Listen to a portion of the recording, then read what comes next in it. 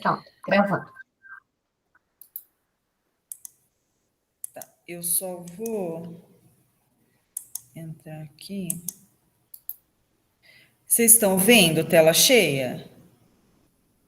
Sim. Sim. Tá. Então, posso começar?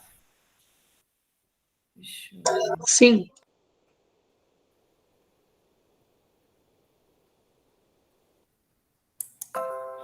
Bom, então, esse treinamento em grupo é para turmas, né? Grupos de pesquisa.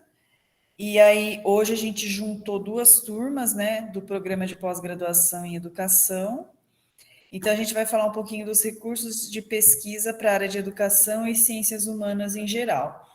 Esses treinamentos em grupo são oferecidos pelo Departamento de Referência, que é o Departamento de Atendimento aqui no piso 1, bem na entrada, aqui ao lado do balcão de empréstimo, aqui na Biblioteca Comunitária da UFSCar, tá?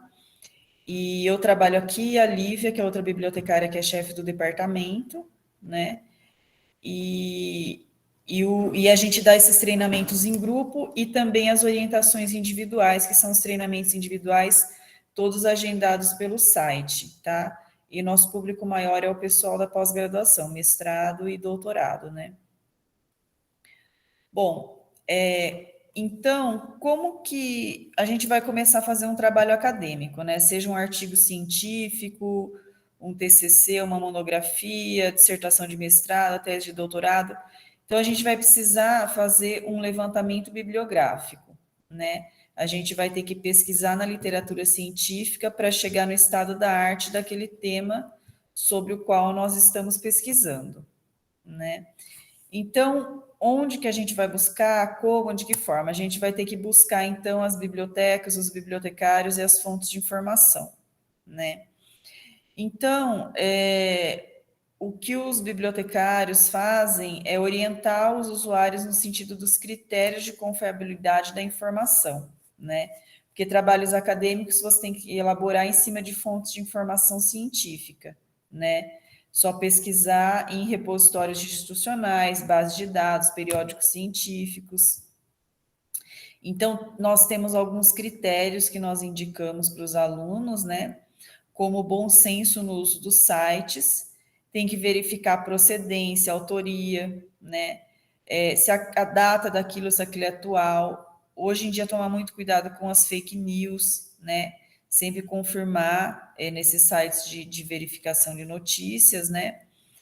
E então, hoje em dia, mais ainda por conta das fake news, a gente tem que ter mais critério ainda para avaliar a confiabilidade da informação que a gente está recebendo, não apenas científica, né, jornalística também, né, a autoria, né, o currículo desses responsáveis, checar na plataforma Lattes, né, a vinculação institucional desses autores, né? Quem é esse autor que está escrevendo, que está opinando, né?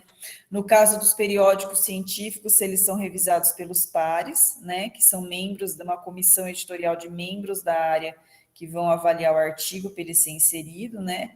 Porque, infelizmente, hoje em dia a gente tem os periódicos, as revistas predatórias, né? Que você paga e publica, né? Que não tem muito critério, né? E, inclusive, livros também, editoras que escrevem e querem publicar o seu livro de graça, né? E não tem muito critério também. E a gente tem alguns índices bibliométricos, né? Que tentam avaliar a qualidade da produção científica, mas, em geral, são índices matemáticos, tá? Não são índices qualitativos, né? A gente cita alguns aqui, o fator de impacto, o Qualis da CAPES, tá?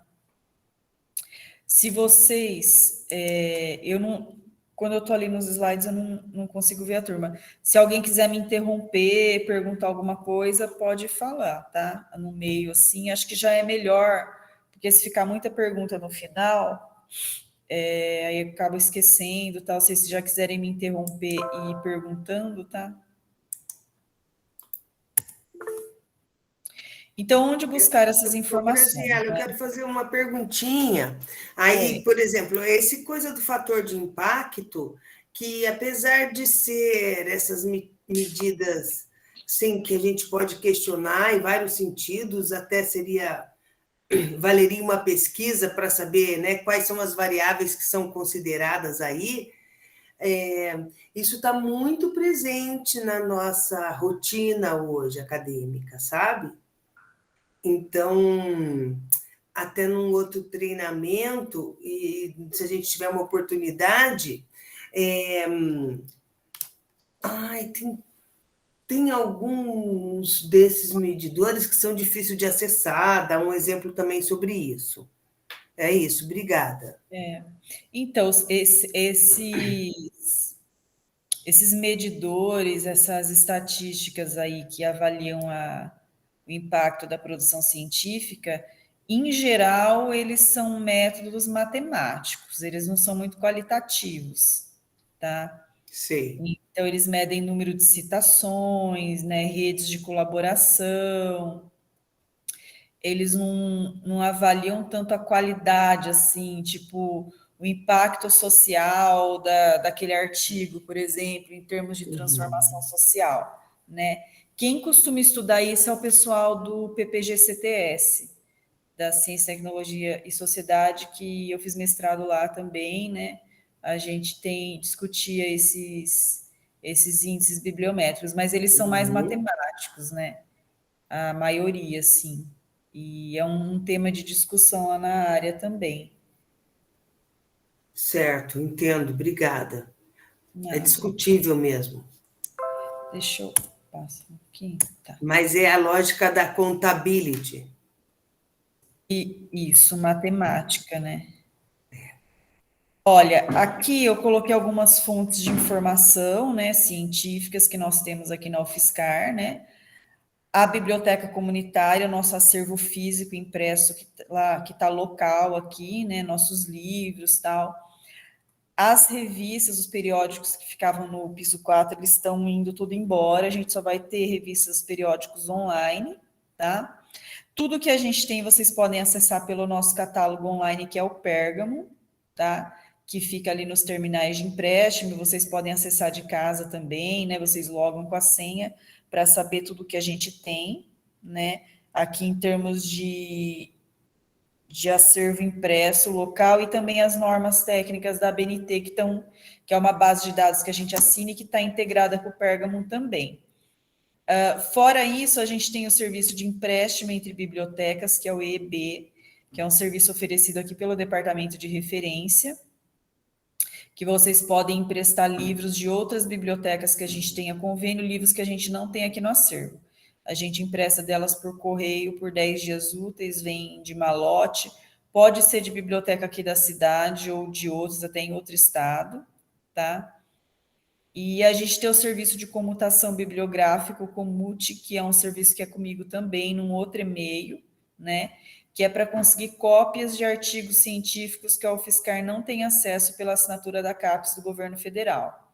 Então, aquele artigo que vocês estão precisando para pesquisa e não consegue o texto completo em lugar nenhum, nem logando com a senha do acesso CAF no portal de periódicos da CAPES, vocês podem mandar a referência completa para o e-mail da comutação, que eu vou tentar conseguir uma cópia com outra biblioteca no Brasil ou no exterior, porque tem diferença de assinatura entre as universidades, né? As federais públicas geralmente é a mesma, né? Então, quando o governo assina uma nova base, todo mundo tem acesso. Quando o governo corta de todo mundo, mas tem diferença com relação à USP, à Unicamp, Unesp, né? Porque é outra esfera estadual, tal, e tem algumas diferenças, assim, de acordo com o interesse dos cursos. Então, às vezes a gente consegue com eles e às vezes só consegue no exterior. Com bibliotecas no exterior, a gente tenta conseguir uma cópia. Aí a gente tem também o nosso acervo digital, que é o nosso acervo online virtual, né? Então, a gente tem os e-books da Biblioteca Virtual da Pearson, BV Pearson, que eu não sei se vocês viram no Inforrede Notícias UFSCar, uma mensagem que integrou com o Sagui, né? Dá para entrar por lá. Essa é uma base de e-books da Pearson. Aí a gente tem outros e-books de outras editoras científicas, como a Cambridge, a Wiley, tem e-books dentro do portal de periódicos da CAPES de outras editoras, né? Porque as bases de dados que estão no portal de periódicos da CAPES, elas não têm só periódicos com artigos científicos, tem também e-books, né? E outros tipos de materiais. Geralmente, os e-books, eles estão cortados em capítulos, divididos em capítulos, tá? O portal de periódicos da CAPES, que depois eu vou falar melhor mais para frente. A gente tem também o RI, que é o repositório institucional da UFSCar, que é uma base de dados nossa de acesso aberto, que tem todas as teses e dissertações, e agora estão entrando os TCCs, né? De todo mundo que se formou aqui na UFSCar, e está em acesso aberto, mais para frente vai estar integrando os artigos também, né? É o repositório institucional da produção intelectual da UFSCar, né? É de acesso aberto, então está em domínio público, e o nosso está integrado com o do IBICT, que varre no Brasil inteiro, em várias universidades públicas, né? E as normas da BNT, que eu comentei que a gente tem um tutorial no site da BCO, que a gente assinou, dessa base de dados Target de EdWeb, que a gente tem os PDFs das normas integrado no catálogo online Pergamon, que é o que vocês entram ali no terminal, né? E aí aparece uma aba onde vocês vão ter acesso, mas para chegar na norma, vocês vão ter que logar com a senha para poder abrir ela, não pode nem imprimir nem salvar. Tá? Graziela, Oi. eu quero te perguntar uma coisa. Não sei se agora você pode comentar ou depois Eu acho sobre, melhor agora, viu? Pode sobre a falar. relevância deste repositório de artigos. Por que que vale a pena? E depois, se você puder nos mostrar rapidamente o início do acesso, por que que vale a pena a gente, né? Porque tem que ser cada pessoa fazer o depósito dos seus artigos, né? A gente, assim, no começo era um bibliotecário que fazia, né? Mas é aquela coisa, né? Poucos bibliotecários aqui, funcionários para atender a universidade inteira. Então, a ideia já era migrar para um sistema de autodepósito, cada um deposita o seu, Uhum, né? E assim, começou só com as teses e dissertações, agora vão entrar os TCCs, a ideia é entrar os artigos científicos também, né? A ideia original é ser um repositório intelectual da instituição, né? Um repositório uhum, institucional de toda a produção intelectual da universidade. Então, é importante para dar visibilidade na internet, né? Mas, assim, só coloca quem autoriza, não é obrigado, né? Até a tese de dissertação, tem gente que às vezes vai patentear alguma coisa e não quer autorizar, porque aí cai em domínio público, né? Fica em acesso aberto. Então, tem um documento que assina para a biblioteca, né? E que está autorizando. A importância é isso, tanto de ter o histórico da produção intelectual da universidade, todo mundo que passou por aqui, né? E também de dar visibilidade para os trabalhos, né? De todo mundo, para a produção intelectual de todo mundo. para o próprio pesquisador, né? Isso, porque os TCCs mesmo, eles se perdiam. Na época que eu me formei aqui na Biblioteconomia em 2005, eles ficavam nos departamentos, assim, eles eram Uhum, impressos, encadernados, eles uhum, ficavam numa sala, né? E ali numa estante. Então, muito disso se perdeu, né? Entendeu? Então, isso entendi. está sendo resgatado agora, né? Vários anos depois, porque essa ideia de controlar a produção intelectual da universidade já é antiga, né? Já é Uhum, antiga, agora que veio, né, esse site, esse software, na verdade é um site, né? E para armazenar tudo isso, organizar, que a universidade está conseguindo fazer isso agora, né? Então eu acho importante todo mundo fazer os seus uhum. depósitos lá, né? Não só os professores, os alunos também, né? E tem essas exceções, às vezes a pessoa já defendeu ali, mas ela vai patentear alguma coisa, então ela não quer cair em domínio público, mas depois que ela fizer a patente, tal, ela pode depositar depois, inclusive tese de dissertações antigas que a gente só tinha em papel, o bibliotecário está procurando os autores, se eles autorizam de digitalizar, né, para a gente ter acesso a essas teses mais antigas aí, né, lá da década de 90, de 80, né? Tá. Obrigada, Graziela. Tem Nada. mais. A Cremilda quer falar. Graziela, boa noite, gente. É só sobre a questão do acesso, que você disse que no caso aqui das normas da BNT, por exemplo, a gente precisa de logar, né, com a senha.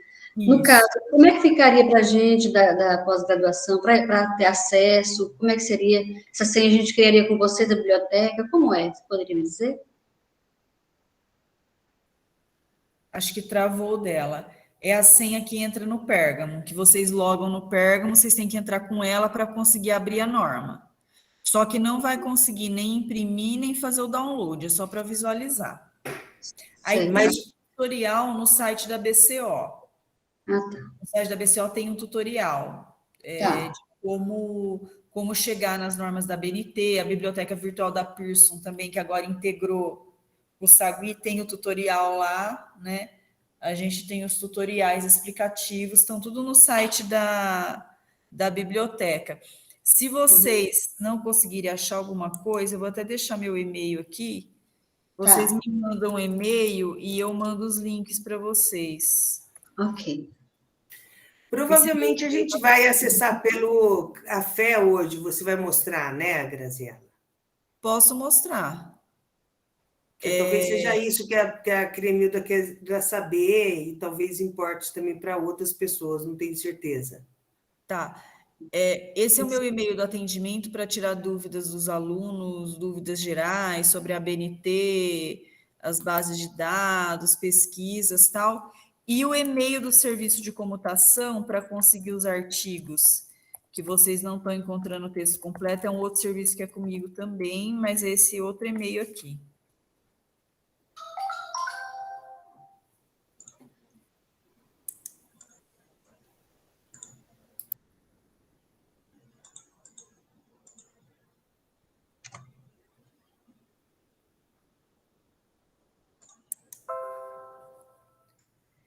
Eu vou passar para o Ok. próximo, tá? Então, Obrigada. como acessar as fontes de informação online? Tá. Então, Obrigada, Graziela. olha, eu coloquei nesse slide o site da BCO, que é onde estão todos esses guias, esses manuais, né? São tutoriais, são manuais em PDF, tá? Geralmente foram produzidos por esse grupo de trabalho Capacite dos bibliotecários aqui da UFSCar. Então, a gente fez PDFs explicativos, assim, tutoriais, assim, onde vocês vão entrar, onde que vai clicar, tá? Tanto para chegar nas normas da BNT, lá na biblioteca virtual da Pearson, enfim, vários serviços online, os e-books também, a gente tem os tutoriais lá. Depois eu posso entrar no final para mostrar. Bom, o portal de periódicos da CAPES, né, que imagino vocês já conheçam, né, o portal de periódicos da CAPES. Então, o portal de periódicos da CAPES é a principal fonte de informação científica online para os pesquisadores brasileiros, né? O governo federal montou esse portal com várias assinaturas de base de dados e periódicos científicos online de várias áreas do conhecimento para reunir num único portal e disponibilizar a literatura científica internacional e um pouco nacional também, mas mais internacional, né, a maior parte tudo em inglês, para os pesquisadores brasileiros de todas as áreas, né? Então, essa que foi a ideia, né? E por isso que eu falei, com relação às federais, geralmente o acesso é o mesmo, então o governo mudou o governo, ele cortou a assinatura de alguma editora de alguma base, então corta para todo mundo das federais, geralmente, né? As faculdades particulares é mais difícil ter, depende do porte, né, dos recursos que elas têm, né? Então, aí nesse caso, aqui, como a biblioteca comunitária, a gente atende alunos de algumas universidades, faculdades particulares aqui, o que eu oriento é pesquisar no que está em acesso aberto, em domínio público, né? Quem é aluno da UFSCar entra com a senha do acesso CAF tem acesso a essas coleções pagas assinadas que estão no portal de periódicos da CAPES, né? Então, lá tem muitas, a grosso modo, são bases de dados que podem ser multidisciplinares ou especializadas em algumas áreas, né? Ou especializadas em áreas menores ou especializadas em grandes áreas, ciências da saúde, ciências exatas, ciências humanas, ciências sociais aplicadas, né? E tem bases específicas de algumas áreas, né? As bases multidisciplinares que cobrem todas as áreas, como a Web of Science, o Cielo, né? E ali tem tanto bases pagas assinadas como de acesso aberto, né? O Cielo, a BVS, por exemplo, de acesso aberto, mas estão lá também, né? E ele faz uma varredura, mas não varre em tudo que existe, porque tem bases pagas que o governo não assina, então a gente não tem acesso. Mas para os trabalhos produzidos aqui na UFSCar, a referência é pesquisar no portal de periódicos da CAPES, que é a assinatura que a gente tem acesso, porque essas assinaturas são caríssimas, são institucionais, né? Não são assinadas por pessoa física, é sempre instituição que assina, né? Então, vocês vão entrar no site do Portal de Periódicos da CAPES, digitando no Google, Portal de Periódicos da CAPES, ou no site da BCO tem um link direto também com o logotipo, vocês já caem lá. Aí tem que logar pelo acesso CAF, né, que vocês vão clicar ali, aí vai aparecer, deixa eu ver, vocês vão, deixa eu ver se tá aqui, não. Depois eu mostro. Vocês vão. Ali não pode confundir com o meu espaço. O meu espaço é para você criar um perfil, tá? Dentro do portal de periódicos da CAPES. O login que vocês vão fazer com a senha da UFSCar pelo acesso CAF é para entrar na internet da UFSCar, tá? O meu espaço é o perfil que você vai criar dentro do portal de periódicos da CAPES, assim como você cria perfil dentro de algumas bases, para você salvar históricos de pesquisas, receber alertas, tal. O acesso remoto, que é esse acesso por esse sistema CAF, Comunidade Acadêmica Federada, vocês têm acesso no Brasil inteiro, onde tiver essa rede, tá? E vocês se logam com o número da UFSCar e com a senha, tá? Dos sistemas da UFSCar. E aí ele vai aparecer ali que está dando o acesso pela UFSCar para vocês, tá? E aí vocês têm as opções de busca no acervo online aqui. Vocês podem buscar por um assunto, uma palavra-chave, de preferência em inglês, por um autor, né, de preferência o sobrenome do autor, evitar abreviaturas, tá? E aí ele vai listar bases de dados, listar livros, periódicos. Aí aqui eu coloquei algumas bases de dados que eu achei que são mais do interesse de vocês, né? Deixa eu voltar um pouco aqui. Não sei se vocês querem perguntar alguma coisa até agora. Então, eu listei algumas bases de dados aqui. A principal da área de educação, que é especializada, é a ERIC, tá?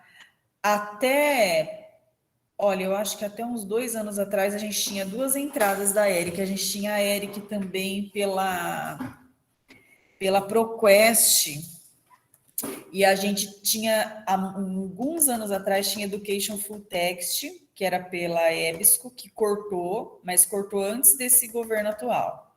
Aí agora esse governo atual cortou todas as bases da ProQuest, inclusive a ERIC, que eram as coleções assinadas. Então só ficou essa ERIC aí, que ela é de acesso aberto, que ela é provida por um órgão governamental dos Estados Unidos, só ficou essa, tá? Aí a gente tem o Cielo, que é de acesso aberto, né? São artigos de periódicos, tem muita coisa de brasileiro ali, Brasil, América Latina, muita coisa em espanhol, acesso aberto, tá? Tá em domínio público na internet. Essas outras que eu coloquei, elas são assinadas, ou são multidisciplinares, como é o caso da Web of Science, né, que é a mais famosa, mais conhecida, base internacional, e a Scopus, que é concorrente dela. As duas são multidisciplinares, cobrem todas as áreas. Elas são referenciais com resumos, porque elas, mesmo sendo assinadas, elas só oferecem o resumo, elas não oferecem o texto completo. Às vezes vem algum texto completo no meio, porque ela está puxando de alguma outra base dentro do pacote do portal que tem aquele artigo e aquela base de texto completo. Aí link puxa. Mas elas são bases, mesmo assinadas, que só oferecem o resumo, tá? Não é porque é assinada que oferece texto completo, às vezes só oferece o resumo mesmo assinada, tá? Aí a gente tem a Springer Books, que é de livros multidisciplinares e inclusive livros de humanidades e ciências sociais. Essa Project Muse, que é de textos completos, é uma base de textos completos, com mais de 600 periódicos em ciências humanas e sociais. A JSTOR, que é conhecida também, que é de textos completos, ela tem duas coleções, a 1 e a 2, de humanidades e ciências sociais. A gente tem a SOC Index, com full text da EBSCO, que a gente tinha a Education Full Text também, da educação da EBSCO, que foi cortada há vários anos atrás, né? E a Academic Search Premier, que é multidisciplinar, tá? Uma parte ela tem só resumo, outra parte ela tem textos completos, tá? A Scopus e a Science Direct são da editora Elsevier, as duas. Aí, o que você procura na Scopus? Ela só traz o resumo, às vezes traz algum texto completo, porque ela puxa da Science Direct. E a Web of Science, que é a mais famosa, mais conhecida, né? Inclusive, a gente tem artigos de professores da Federal lá também, né? Alguns professores nossos daqui, né? Mas ela é referencial com resumo, né? Mas, assim, percebam que quando muda o governo, às vezes dentro de um governo eles cortam. Eu percebo porque eu trabalho há muitos anos com isso, né? Mais de 10 anos, então eu vou procurar uma base e eu vejo que não tem mais.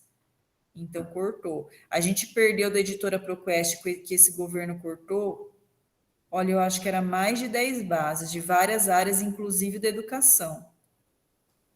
Eu não sei se vocês lembram, a ProQuest, ela tinha uma linha igual do Google, todas as bases.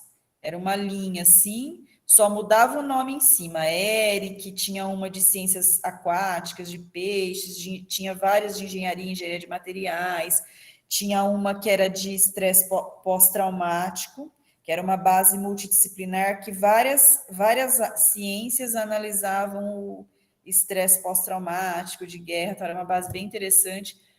E aí você procurava, editora ProQuest listava todas, cortou. Não tem mais acesso. Graziela, eu queria te perguntar aí sobre esses lamentar os cortes, né?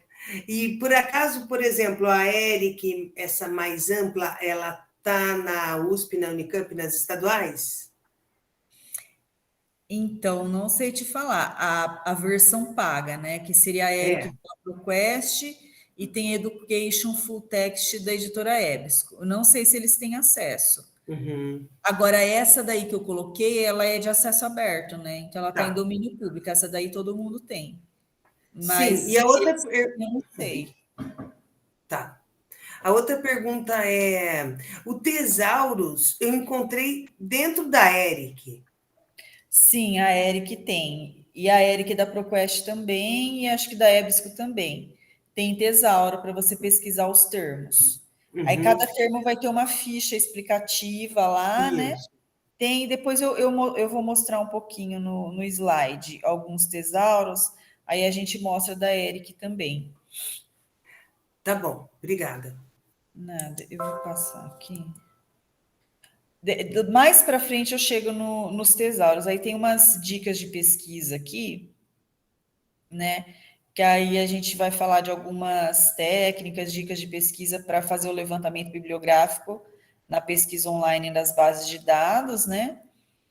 E aí a gente vai falar de pesquisa simples e avançada, truncamento, tesauros, estratégia de busca, tá? Bom, primeiro vocês têm que levantar as palavras-chave, que são os descritores de assunto, né?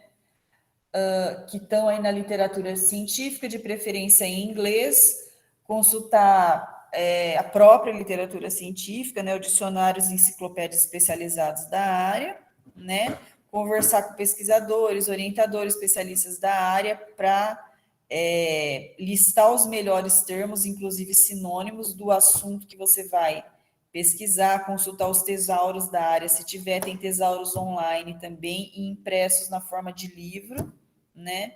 Geralmente hoje eles estão mais online, né? Se tem livro já é um pouquinho mais antigo, né? E de preferência em inglês, né? Aqui é um print do tesauro da BVS, que é a Biblioteca Virtual em Saúde, né? Para mostrar a hierarquia que eles têm, que vai dos termos mais gerais aos termos mais específicos, vai desmembrando, tá? Então, o que são os tesauros? Os tesauros, eles são tipo um banco de palavras-chave do vocabulário controlado, porque são termos técnicos da área, né? Não é qualquer palavra da linguagem natural. Eles são formados pelas palavras-chave, os escritores de assuntos, os termos técnicos, que estão relacionados hierarquicamente, né, semanticamente, dos assuntos mais gerais para os assuntos mais específicos, né, e é uma forma de controlar, de controle terminológico, controle do vocabulário, né, para evitar o uso de palavras inadequadas, termos que não são científicos, que não são técnicos, né. Aí aqui eu fiz um print da aba do tesauro, dessa base de dados da ERIC gratuita aí, de acesso aberto, né? Aí ali ela tem uma opçãozinha, bom, você clica, tem duas abas, Collection e a Tesauro. Você vai clicar na do Tesauros para você pesquisar o termo, né? Aí ele manda você digitar um assunto ali, né? Um descritor do tesauro. E aí ele inclui, você tica para se você quer incluir sinônimo ou não, e incluir os termos mortos, né, de termos, os termos em desuso quando a literatura evoluiu, assim, né? Por exemplo, na área de educação, antigamente falava aluno portador de deficiência, e a partir de um certo ano mudou, né? É aluno com deficiência. Então, essas evoluções que a linguagem, a literatura científica tem ao longo do tempo, isso daí vai sendo incluído, e isso geralmente está registrado no tesauro, na ficha de cada termo. Falando, ó, esse termo caiu em desuso, não é para você usar ele, é para você usar o outro. Então, tudo isso vai estar no tesauro.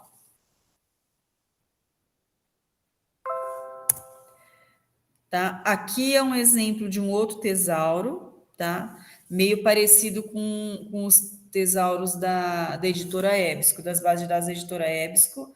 Esse é o tesauro da APA, que é uma base de dados de psicologia, né, que é ciências humanas também. Aí você vai ou aqui pela ordem alfabética dos termos, ali na setinha azulzinha ali, ele desmembra, né? Tem a ordem alfabética e você pode digitar ali para pesquisar um termo, tá? Eles funcionam mais ou menos da mesma forma, só muda a interface, né? Então, algumas dicas aqui para pesquisa simples, né? Evitar termos muito genéricos, substantivos muito genéricos, né? Procurar usar termos mais precisos, mais inconfundíveis, sobrenome de autor, evitar de abreviar, principalmente sobrenome, né? Evitar prenomes abreviados, evitar nome abreviado, né? Qualquer tipo de nome. Preferir usar termos pouco comuns no título, porque quanto mais genérico e comum, mais vai trazer resultado, né? Não precisa incluir acento, não precisa incluir artigos e preposições nos campos de pesquisa, é mais o substantivo do assunto mesmo. E preferia usar as palavras-chave em inglês, porque o inglês é a língua da ciência, a maior parte da literatura científica do portal de periódicos da CAPES Internacional está tudo em inglês, né? Quando está em espanhol, é mais que nem no Cielo, que pega mais Brasil e América Latina. E mesmo quando são artigos assim que está em chinês, em japonês, mesmo em patentes que está na língua original, línguas bem diferentes assim, sempre o título, resumo, as palavras-chave vão estar em inglês. Então, o seu rastreamento vai ser mais abrangente, mais garantido se for em inglês, tá?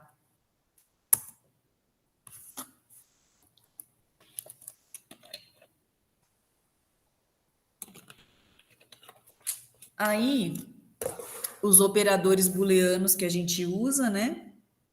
O AND, OR ou NOT. O AND, ele já é subentendido. Você deu um espaço ali no campo de busca, mesmo no Google, o sistema já entende que é um AND, ligando dois assuntos, tá? Aí aqui a gente colocou um exemplo de uma pesquisa, né, de um tema, educação artística no ensino infantil. Colocou ali as palavras-chave em inglês, tá?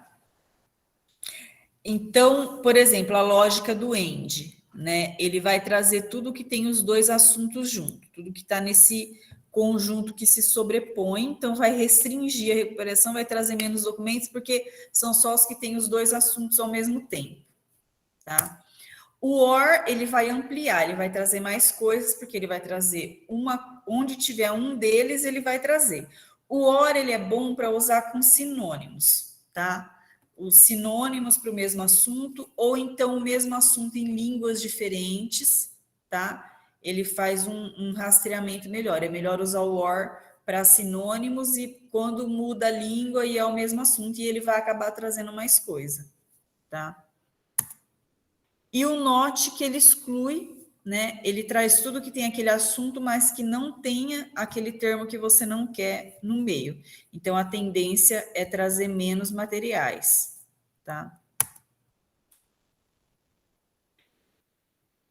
Aí, aqui um exemplo do parênteses, né? Que a gente usa na string, né? Na expressão de busca.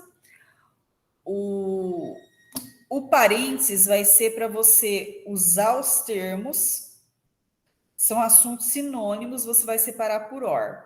Como é um termo composto, por isso que colocou aspas. Se fosse uma palavra só, não precisava, né? E o AND é para ligar assuntos diferentes. E eu poderia fechar essa string começando e fechando com colchetes, tá? Que esse exemplo é uma string, uma expressão de busca. Bom, resumindo, agrupe os seus termos por semelhança, utilizando o conector OR, que são os sinônimos, tá? Ou o mesmo assunto em língua diferente. Você vai juntar esses grupos diferentes de assuntos por AND, tá?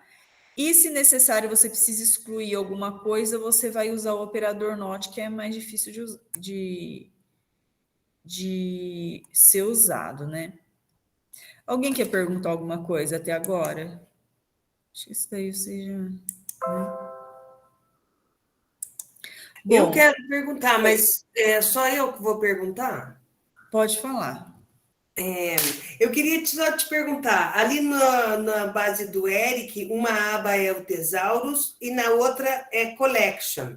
Ali vai ter uma outra base de dados já de...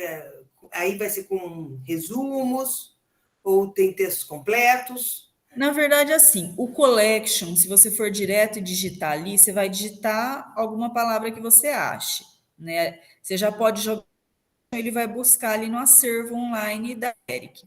O ideal é você pesquisar primeiro na aba de tesouro, porque primeiro você vai ver o termo ideal, para depois você voltar e collection e jogar a palavra que você quiser. Só que o que a gente orienta é pesquisar primeiro no tesouro, ver quais são as palavras-chave mais indicadas, ideais, depois você volta nas caixas de busca, ali no caso da Eric, na aba Collection, e aí você manda pesquisar no acervo online daquela base. Tá? Beleza. Obrigada. Eu só vou pegar uma água aqui, que a minha outra garrafinha acabou. Se vocês quiserem perguntar mais alguma coisa dessa parte, eu vou continuar as técnicas de pesquisa.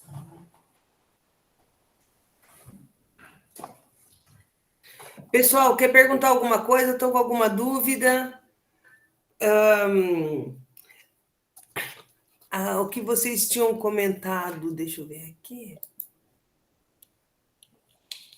A Cremilda tinha perguntado sobre o acesso, isso é muito importante.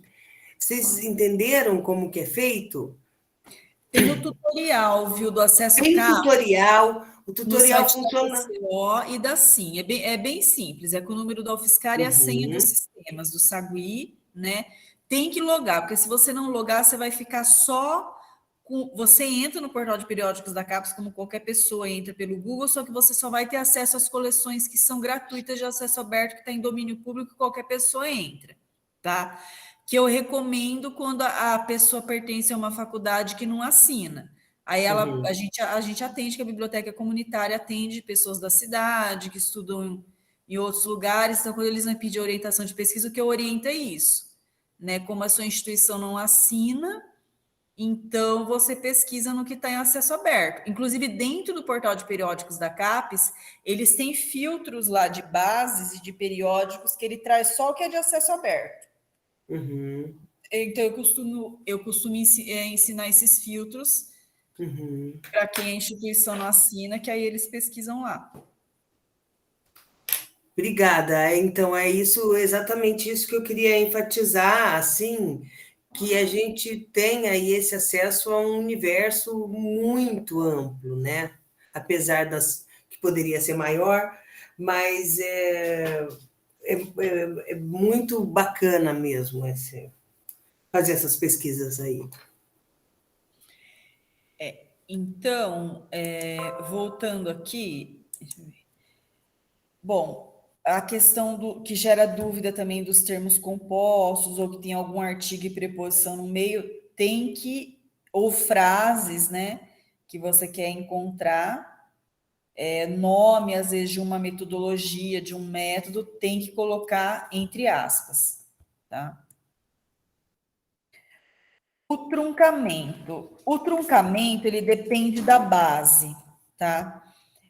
O caractere de truncamento, e às vezes em algumas bases, tem que olhar sempre no help, no tutorial. Algumas bases acham melhor usar o asterisco, outras acham melhor usar o ponto de interrogação, depende da base, você sempre confirma no help dela, tá? Então, ele trunca, ele traz só aquele radical que você pediu, e o prefixo ou sufixo não importa, porque dá para usar tanto no final, como sufixo, como prefixo também, ele traz aquele mesmo radical, não importa o fim, o começo, e às vezes com uma letrinha mudando só, tá? Dá para fazer essa busca também, um caractere mudando só. E os operadores de proximidade, que é mais difícil de serem usados, né?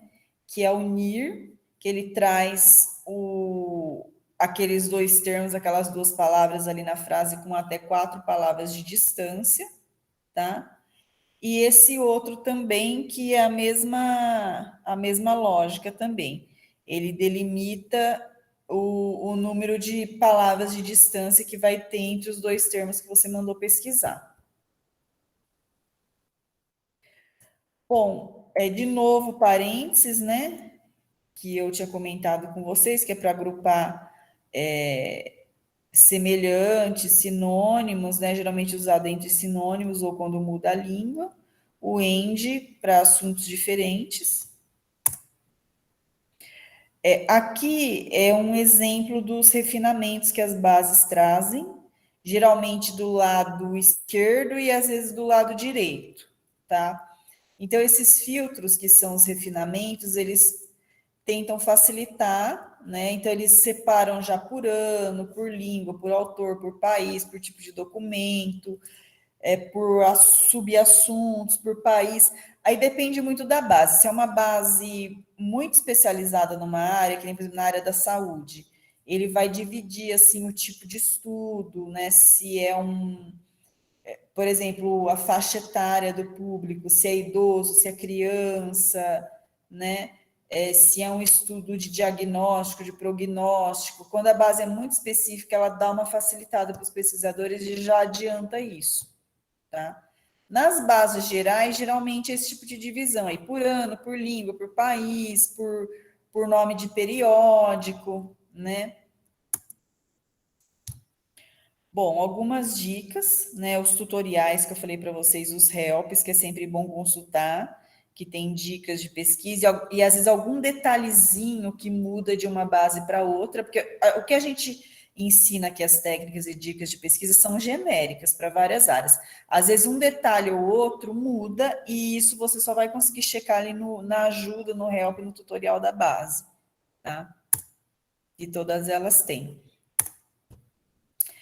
Aí aqui a polêmica do Google e dos direitos autorais, que eu sempre coloco nos treinamentos também. Por quê? Porque o recomendável aqui na universidade é a gente indicar que os alunos pesquisem os artigos no Google Acadêmico, tá?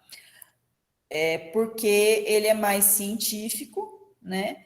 Só que assim, o Google Acadêmico ele não é uma base de dados, ele não é um repositório de trabalhos acadêmicos, ele é uma ferramenta de busca de informação, só que de informação científica, porque ele só varre em base de dados e repositórios institucionais e literatura científica, tá?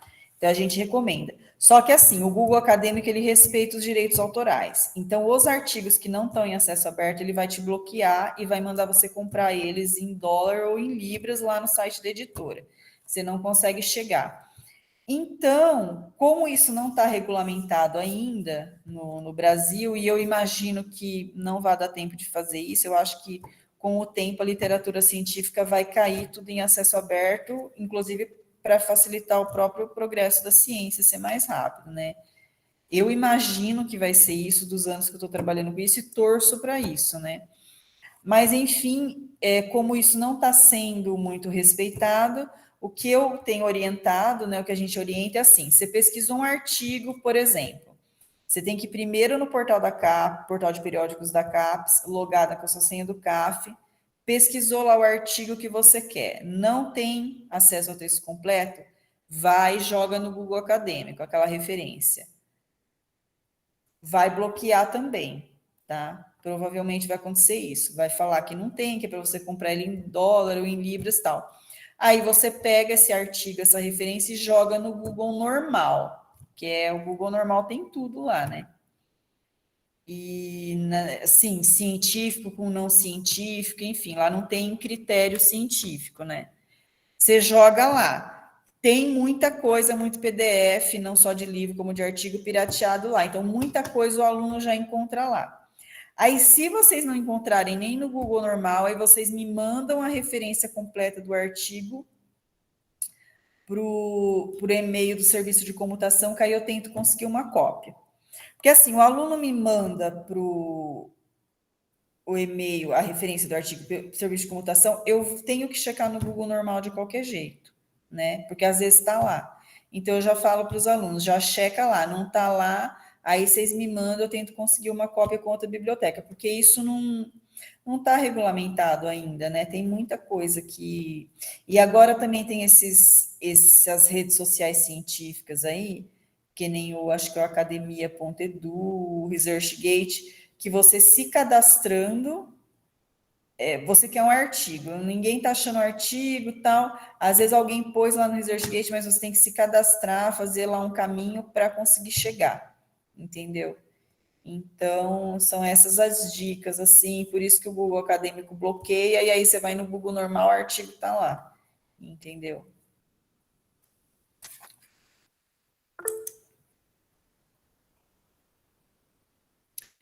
Tem esse daí também. Esse daí faz tempo que eu não mexo nele, né?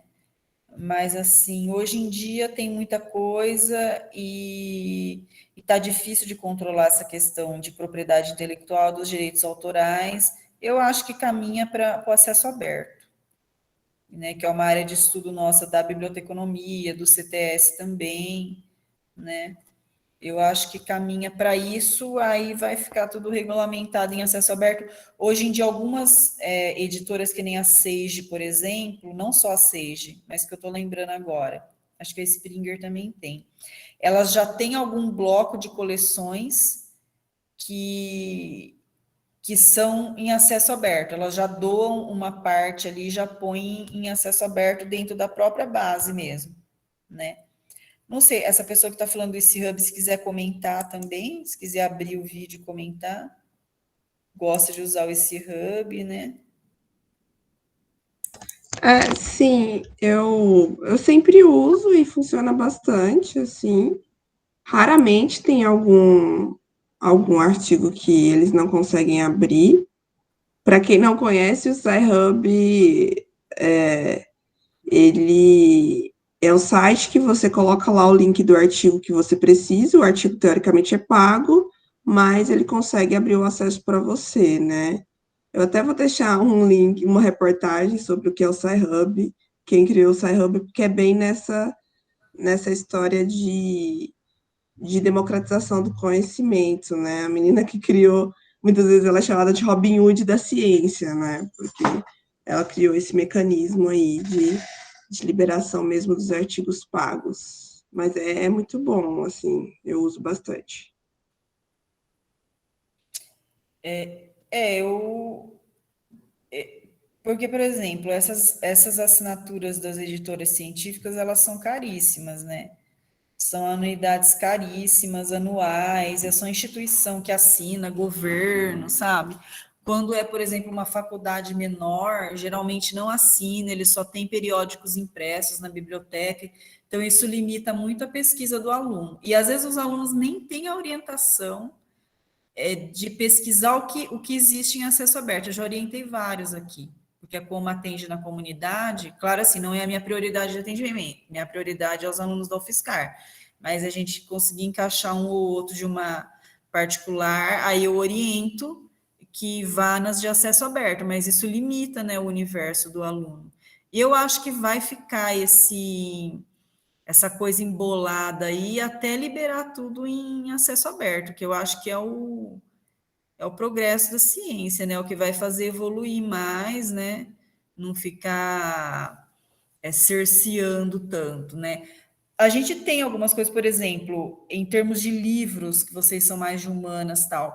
Por exemplo, se vocês quiserem descobrir um livro que foi publicado no Brasil, vai no catálogo da BN, da Biblioteca Nacional do Rio de Janeiro, porque ela é a biblioteca depositária do país. Toda a Biblioteca Nacional de cada país é a biblioteca depositária, ou seja, todo mundo que publica um livro em território nacional tem obrigatoriamente que deixar um exemplar lá, né? Para ter esse controle. Então, inclusive desde livros antigos até atuais, então é interessante para você consultar, né? A maior parte dos livros que existem, que foram publicados aqui no Brasil com aquele seu tema é para estar lá, é uma forma de controlar, né? O nome mesmo do quê? Da Biblioteca Nacional, BN?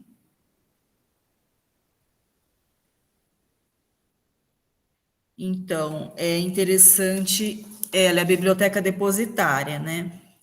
Ô, Graziella, Oi. é, as editoras é que são responsáveis por depositar o livro na Biblioteca Nacional? Olha, que eu saiba, não, é a própria pessoa. Porque eu já precisei fazer uns rastreios, assim, de algumas coisas. E, assim, isso é em teoria, né? Mas muita coisa não tem um Uhum, exemplar na Biblioteca Nacional, né? uhum, E eu acho que é próprio indivíduo que tem que ir lá e uhum, tentar deixar um exemplar do seu livro lá, uhum. entendeu?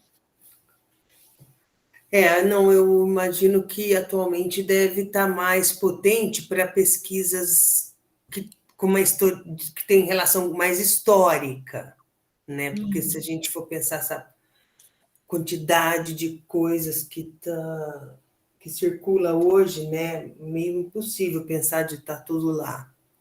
É, E eu queria fazer mais uma pergunta também. pode falar.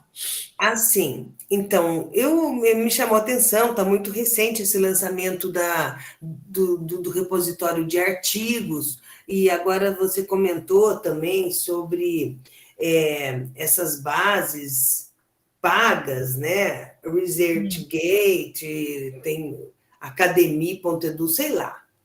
E agora, e eles ficam pedindo para você alimentar mesmo com seus artigos, né? Então, na verdade, assim, o ResearchGate, Academia.edu, acho que esses, assim, o mais famoso é o ResearchGate, né? Aí tem o Academia.edu, eu não lembro se tem mais um outro.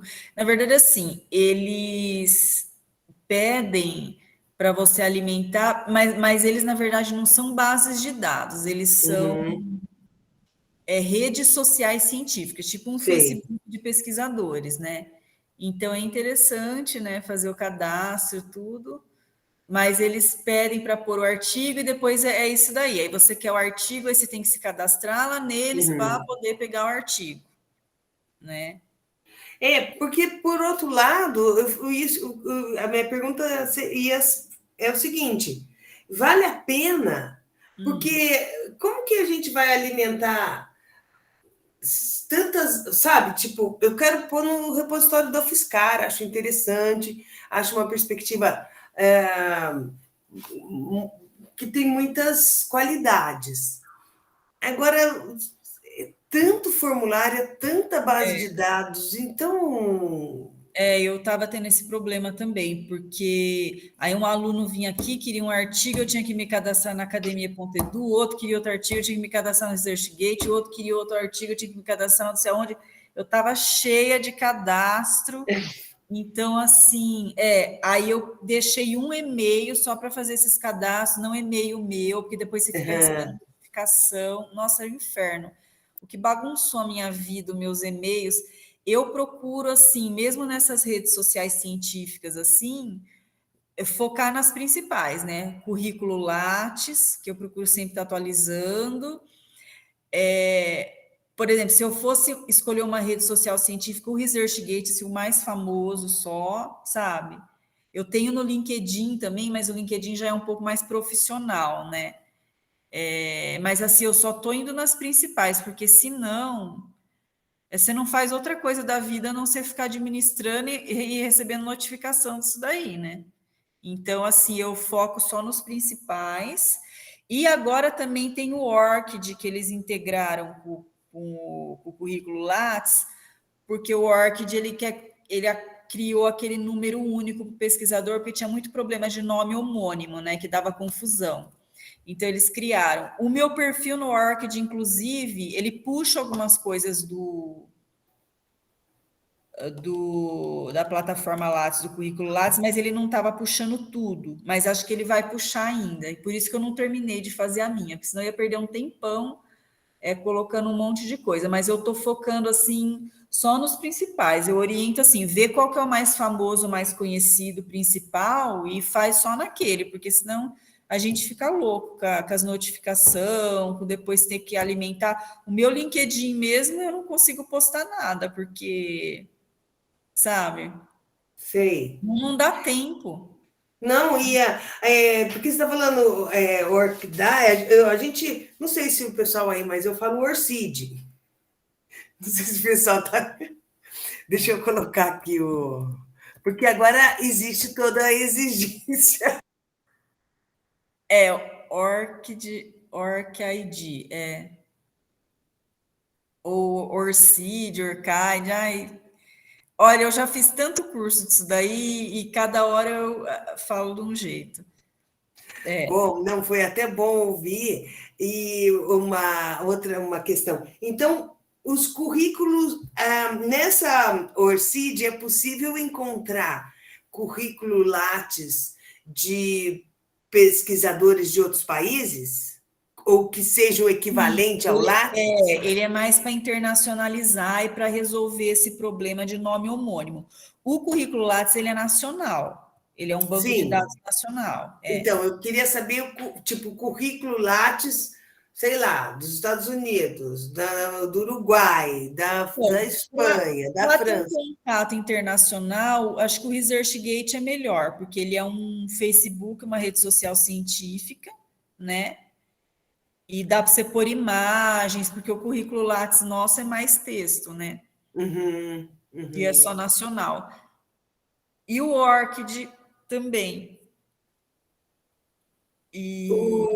Mas o ORCID, que mais? Que ele tem currículo Lattes nacional? Ele puxa informações do currículo Lattes. A função principal é para te dar um número único como pesquisador para resolver esse problema dos nomes homônimos, né? Essa é a principal função dele, por isso que ele tem esse ID no final no nome de identificator lá. Né? A ideia principal é essa para resolver esse problema, né? E ele puxa dados assim currículo, né, do seu currículo Lattes, que ele integra com o currículo Lattes, e ele tem uma visibilidade internacional. Nele eu fiz também, mas não terminei de completar. Mas assim, como eu te falei, só faço em poucos, porque senão vira uma loucura. O LinkedIn estava explodindo um e-mail meu de tanta notificação e mensagem, e acho que esse Academia.edu também, um inferno. Ele pegou um pesquisador que estava lá na minha rede, que eu nem conheço, e tudo que o homem fazia ficava me notificando, eu nem sabia quem que era, sabe? Uhum. E eu até criei um outro e-mail para linkar com eles, para ficar notificando lá, porque tem umas notificações que você não consegue bloquear, sabe? Não sei o que acontece. Sei. Porque estava misturando com um e-mail profissional meu, e-mail pessoal, um rolo. E as bases de dados também, né? As bases de dados, se você se cadastrar, eu me cadastrava aqui, e base de dados de tudo quanto é área. A gente recebia aquelas newsletters lá, Uhum. nossa, aquilo ali também, agora é só as principais.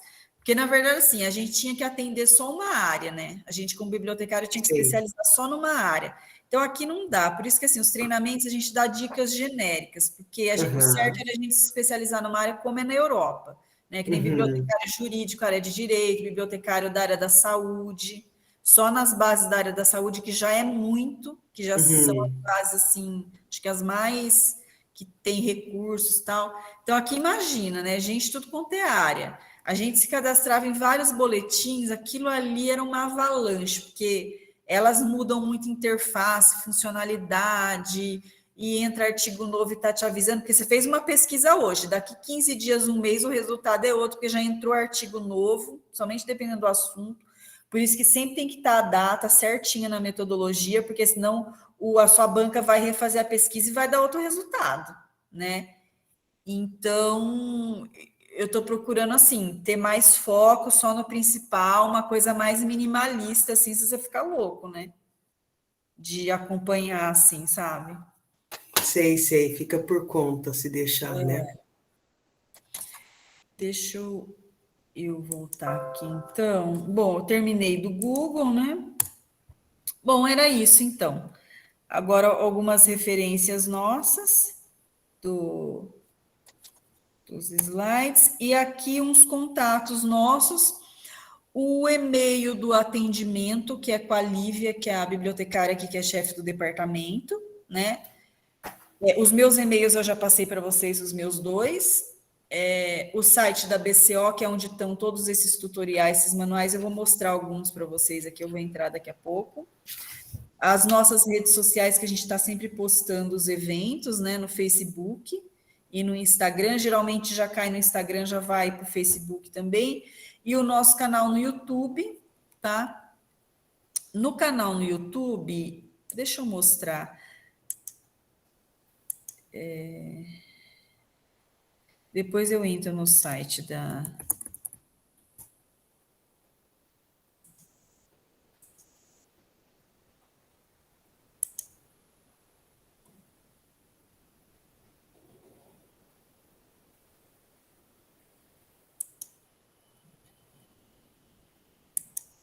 Eu vou tirar esse compartilhamento dos slides. Deixa eu ver se eu consigo aqui. Aqui eu não sei se vocês estão vendo, é um vídeo. Tá compartilhando para vocês, né? Tá. Sim, tá.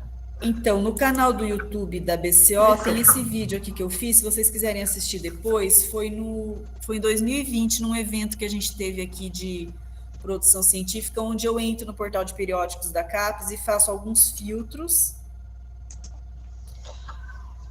Pessoal, boa noite. A gente está começando a oficina ao vivo agora, conhecendo o portal de... Então, aí eu mostro, assim, prático, entrando no portal de periódicos da CAPES, fazendo alguns filtros de área, puxando bases de dados de uma área, periódicos de uma área, né? E aí vai mostrando a tela e tem a interpretação em Libras também. Se vocês quiserem dar uma olhada, muita coisa não mudou tanto, assim. Geralmente muda a cara inicial, assim, né? Mas a ideia e os recursos de como você pesquisa, se vocês quiserem assistir depois. E a gente tem do Mendeley também, aí nesse canal, que eu acho interessante. Eu não sei se vocês usam o Mendeley. O Mendeley é interessante também vocês usarem. Então, a gente quer usar, né? A gente um dia chega lá. Eu queria te perguntar do Mendeley, que me falaram que ele estava indo para desuso, ia descontinuar a disponibilidade. O Mendeley, eu não estou sabendo disso, viu? Deixa eu ver. Ai, será que eles tiraram?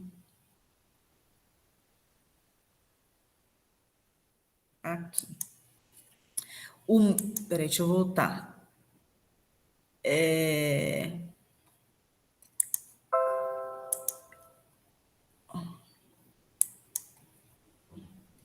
Olha, do Mendeley, eu desconheço essa informação, porque assim, o Mendeley, ele é da editora Elsevier, só que ele é uma ferramenta gratuita em acesso aberto. Só se a Elsevier vai tornar ele pago, porque o EndNote Web, ele é pago. Ele também é um software gestor de referência bibliográfica. O EndNote Web, o Mendeley e o Zotero. Só que o Zotero e o Mendeley são de acesso aberto, são software livre, assim, gratuito, e o EndNote Web, ele é pago, né? Então, por isso que a gente não recomenda. O nosso foco é recomendar o que é livre, tá? Software gestor de referência. Eles são gestores de referência bibliográfica, mas não só de referência bibliográfica, tá? Eles foram expandindo os recursos. Eu falo que eles são tipo uma secretária acadêmica, né? Então, eu falo para os alunos, entrou no mestrado, ou mesmo se for fazer um artigo, mas somente assim, entrou no mestrado, doutorado, já faz um cursinho de Mendeley, já instala, já se cadastra, começa a usar, porque ele assessora você, ajuda você a organizar os seus artigos, as suas citações, referências, arquivar os artigos, dá para compartilhar com outras pessoas, eles têm agora essa funcionalidade de rede social, então ele assessora, ele arquiva, é tipo uma secretária, né? E a gente tem um vídeo ali, perto daquele meu outro vídeo, tem com a bibliotecária Marisa, que ela explica tudo do Mendeley, desde como você instala, né, como que você vai mexer tudo, desde o começo até o final. E a gente tem também um curso online gratuito do POCA, que as três bibliotecários da UFSCar fizeram.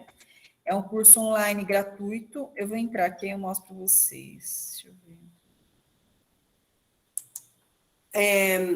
E o endereço desse vídeo, o seu, da Marisa?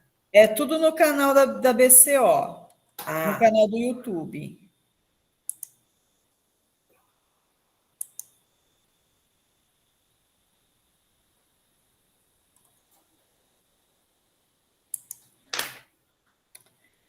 Deixa eu ver se aqui. Aí, deixa eu tirar do canal. Deixa eu compartilhar esse daqui. Aqui, no site da POCA, que são os cursos online gratuitos da UFSCar, vocês estão vendo? Eles têm vários cursos online gratuitos, aí tem lá o do Mendeley, que 3 bibliotecários fizeram, vocês se cadastram para fazer um curso de 20 horas, tá? Online gratuito sobre o Mendeley. Então, assim, assiste o vídeo da bibliotecária Marisa no canal do YouTube da BCO, faz esse curso online aqui, ele é gratuito, e aí vocês instalam e começam a usar. É bom já no comecinho, já começar, porque vai arquivando seus artigos, separa os seus artigos por assunto, já você faz a citação ali no meio do texto, já joga lá embaixo na referência da bibliografia, já no formato certo, a BNT. Você quer compartilhar uns artigos com alguém, ele já manda. Ele tem a versão desktop, já descarrega, não fica só nas nuvens, né? Se cadastra, você tem a versão nas nuvens e dá para você descarregar no computador também. Ele já acopla no seu Word ali, tem um desenho, sabe? Então, já facilita. E ele ajuda também para postar no ResearchGate, no... E Olha, os outros se ele repositórios? está Assim, nesse sentido de integrado, mandar, enviar? eu acho que ele não está integrado, não. Que eu me lembre agora, não. Certo. Mas ele facilita bem, assim, para você não ter que ficar fazendo tudo na unha manual, sabe? Uhum, Ele sei. já, ele controla, é como se fosse uma secretária, né? Uhum, Então, assim, fazendo esse curso, às vezes só com o curso já consegue fazer, já consegue já sair uhum, usando, né? Instalar e usar. Se não, assiste o vídeo dela, que ele tá meio longo, mas está bem didático, assim, todo passo a passo, desde o comecinho, da hora que você uhum, baixa, que você se cadastra, tudo, até outras funcionalidades mais complicadas, né? uhum. Mas assim, o Mendeley é bem didático, eu prefiro ele do que o Zotero, eu acho ele mais fácil de usar. Ele tem uma interface tipo de Windows Explorer, assim, é bem, ele eu acho bem fácil, assim. E se essa notícia for verdadeira aí, pode ser que a Elsevier, que é a editora que provê ele gratuitamente, que é a mesma da Scopus e da Science Direct, dessas duas bases, só se deu certo e eles estão querendo tornar paga agora, né? Infelizmente. Aí tem que Infelizmente. mudar para o Zotero, que aí o Uhum. Zotero que é livre. E o Zotero, ele Entendi. é do Mozilla Firefox, tanto é que ele se acopla no Mozilla, você tem que instalar o Mozilla para usar ele, tá? Aí eu vou entrar no site da BCO para mostrar um pouco dos tutoriais, dos manuais.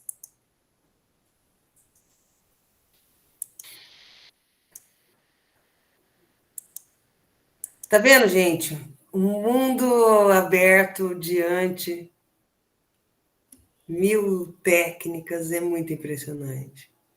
Vocês mesmos, umas da né, da biblioteconomia, tudo, é uma coisa impressionante como que essa área expandiu, né, É, Graziela? bastante. É, que era só livro E- impresso, né? Aquelas fichas catalográficas de catálogo que ficava naqueles armários Isso! antigos, E é. assim, o Comute já era o máximo, mas Tanto entra é no que correio, impresso. o Comute eu trabalho com ele há muitos anos, há mais de 10 anos já. Ele está diminuindo cada vez mais, porque está cada vez mais na internet as coisas, assim. Exato. Mesmo pirateado, antes a gente tinha muito serviço do Comute. Tinha 2 estagiários de biblioteconomia só para atender, sabe?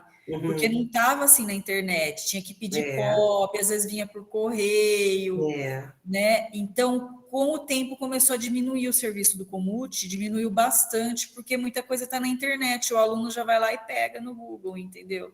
entendi. Por isso que assim, eu acho que caminha realmente para o acesso aberto mesmo, para ficar tudo na rede mesmo. Eu concordo. Aí, bom, aqui no site da BCO que estão os tutoriais, né?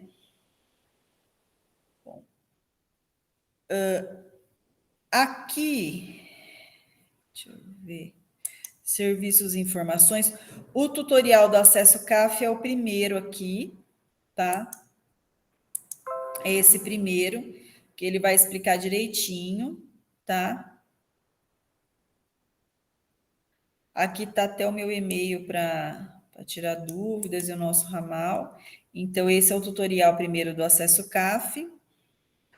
Vou mostrar algumas coisas daqui. Deixa eu ver. As orientações individuais, que são os treinamentos individuais, quando o aluno quer pedir uma orientação, um treinamento individual para pesquisa online, né, para o seu mestrado, doutorado, que esse que a gente está fazendo hoje é em grupo. Tem a opção de pedir individual, né, que aí é eu ou a outra bibliotecária com o aluno, né, geralmente é com o aluno só, aí o aluno projeta a tela, mostra trabalho, e a gente vai, enfim, vai opinando, vai tirando as dúvidas, tá? Então, é só se cadastrar aqui para solicitar, a gente atende manhã, tarde e noite.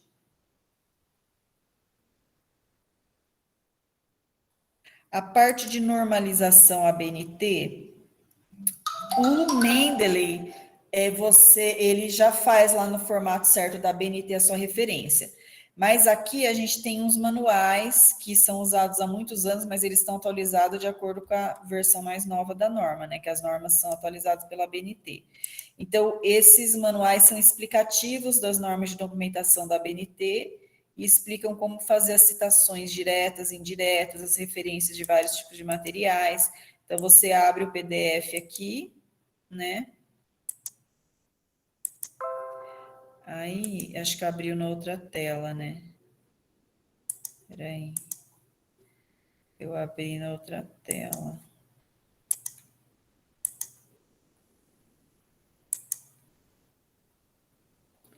Aqui, Aí, aqui são os manuais que vocês podem baixar, explicativos das normas, tá?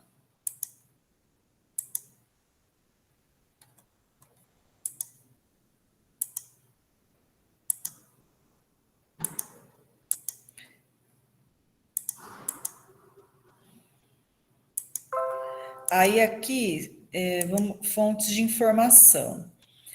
Aqui é o tutorial. Bom, primeiro me perguntaram. Depois eu vou lá. Deixa eu ver se aqui vai direto.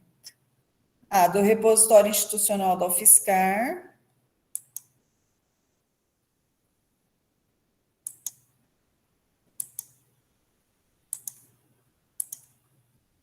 Duro que fica mudando tanta tela. Tá, do repositório. E tem os contatos também, dúvidas, tá? Lá é um outro departamento. Tem o e-mail, o ramal lá é 8037. Tá? É com o Ronildo, que é o bibliotecário lá. E agora que estão entrando os artigos que vocês viram a notícia, há um tempo atrás entrou os TCCs, está falando lá na página inicial. Aqui, ó, TCCs. Agora, artigos que estão entrando, né?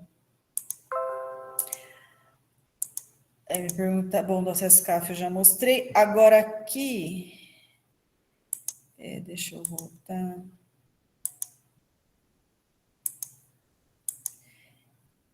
Então, aqui, normas técnicas Target, tá? Então, aqui vai abrir o tutorial também. Tem o tutorial tanto em PDF como aqui que ele se mexe a apresentação.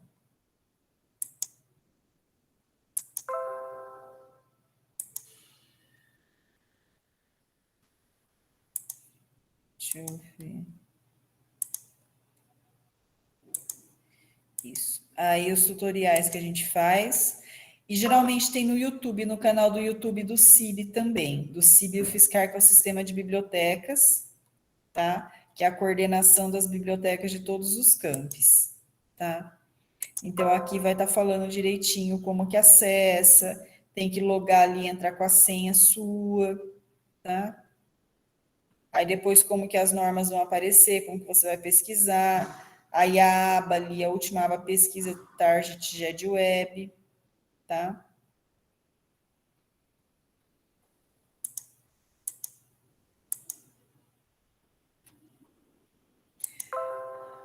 Bom, gente, acho que é isso, porque a biblioteca, ela tá fechando às 9h. E o pessoal já está começando a apagar as luzes aqui. Não, eu tinha até esquecido. Agora que o guarda está apagando as luzes, e que é tanta coisa para falar, né? É verdade, Graziela. E eu acho que eu tiro mais proveito, porque eu já participei de tantos, e a gente demora, né, para assimilar, porque são muitas coisas e muitas funcionalidades e tal. Então, assim, seria infinito mesmo as perguntas. A gente procura outra hora, hein? Só temos a agradecer, assim, excelente sua apresentação, um apoio fundamental para o nosso trabalho. Muitíssimo obrigada. Obrigada, Graziela. Muito bom. Para a gravação aqui, depois eu envio, tá, Denise, para você.